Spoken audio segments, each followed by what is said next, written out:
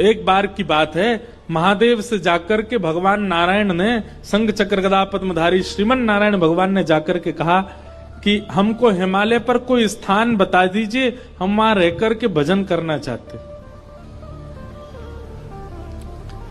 तो महादेव तो भगवान से बहुत प्रेम करते हैं। महादेव बोले कोई तप वप नहीं करना आपको, तप करने के लिए हम बैठे हैं, तप करने के लिए इतने सारे ऋषि जन सब हैं, आप तो प्रेम से विराजो वैकुंठ में, आप तप करेंगे हमको स्वीकार नहीं। महादेव ने मना किया, आप तप नहीं करेंगे, आप तो ऐसे ही बैठे रहो।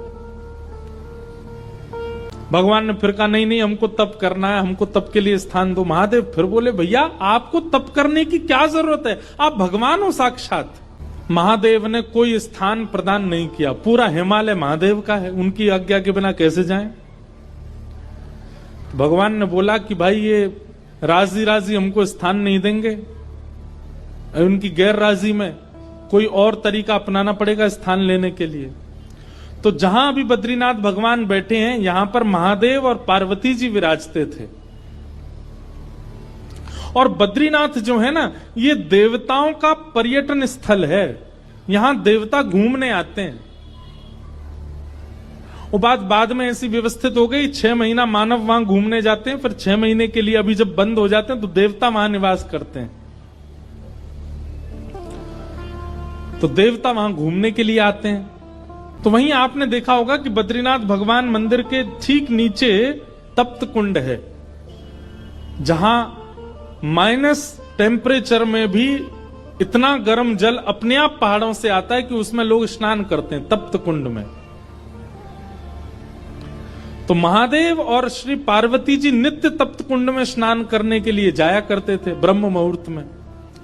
एक दिन महादेव और पार्वती जी दोनों गए तप्त कुंड में स्नान करने, तभी देखा कि नन्हा सा बालक तप्त कुंड के बगल में सोया है। पार्वती जी देख करके घबरा गई। जैसे ही बालक को उठाने गई, महादेव बोले रुक जाओ, ये कोई मायावी बालक लगता है, इतने विशाल पर्वतों के बीच में तप्त कुंड के पास ये नन्हा सा बालक यहां कैसे आ गया? ये कहीं किसी राक्षस की चाल तो नहीं, कोई मायावी क्रिया तो नहीं हो रही है, इसको गोद में मत लेना। परंतु पार्वती जो इतनी करुणा है, इतनी दया है उनके चित्त में, वो बोली आप तो ऐसी सोचते रहते हो, अरे नन्हा सा बालक, इतना ठंड पड़ रही है, रो रहा है और आप कह रहे हैं गोद में नहीं उठाऊं। तुरंत पार्वती जी ने गोद में उठा लिया, कंबल में लपेट लिया, बालक को हृदय से लगाया। अरे इतनी रात्रि, इतना ठंड पड़ रही है और ये बालक ऐसे उघारा सा बैठा है। महादेव बोले हमको समझ नहीं आ रहा है, लग रहा है कोई तो गड़बड़ी है। पार्वती जी बोली अब आप सोचते रहो, हम तो, हमारे हृदय का वात्सल्य भाव है, हम तो इस बालक को ऐसे नहीं छोड़ सकते। और पार्वती जी गई और उस बालक को ले जा करके उस स्थान पर बिठा दिया जहां महादेव और पार्वती बैठते हैं। महादेव बोले जल्दी करो, स्नान का समय हो गया है, ब्रह्म मुहूर्त का काल है, हमको और भी नित्य कर्म करने, जल्दी चलो स्नान करके अपना निवृत्त हो। पार्वती जी बोली ये बालक अकेले छोड़ के जाएंगे, रोएगा, इसको खेलने के लिए कुछ खिलौना देने पर, यहां बद्रीनाथ में कहां खिलौने आए। तभी वहां बेर का वृक्ष है, बेर को ही संस्कृत में बदरी कहते हैं, बदरी फल। वो बेर के वृक्ष से कुछ बदरी फल तोड़ करके उस बालक के पास रख दिए और उनको गेंद समझ करके वो बालक खेलने लगा। पार्वती जी बोली अब ये बालक जब तक इन गेंद से खेल रहा, हम स्नान करे आते हैं। जैसे ही महादेव पार्वती जी के साथ गए, तप्त कुंड में स्नान आदि किया, अपना नित्य कर्म नियम करके जैसे ही लौट करके आए तो उस स्थान का द्वार, मुख्य द्वार बंद था। खूब प्रयास करने पर भी वो द्वार जब नहीं खुला, महादेव ने क्रोध में भर करके जैसे ही उस द्वार को देखा, द्वार खुल गया।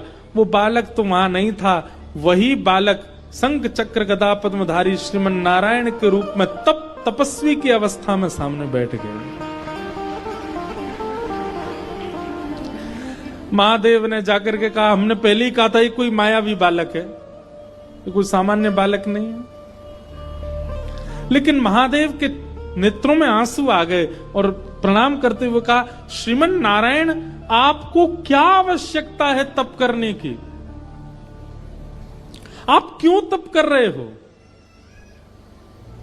इतना हट क्यों कर रहे हैं आप तप के लिए? ऐसा ऐसा किस चीज की प्राप्ति के लिए, किस भाव की प्राप्ति के लिए आपको तप करना है? तब भगवान नारायण जो बात कहते हैं वो ध्यान से सुनिएगा। भगवान कहते हैं, महादेव, कर्म की पत्नी का नाम है तपस्या। दैत्य हो, चाहे ऋषि हो, चाहे महापुरुष हो, चाहे मानव हो, तप सबने किया।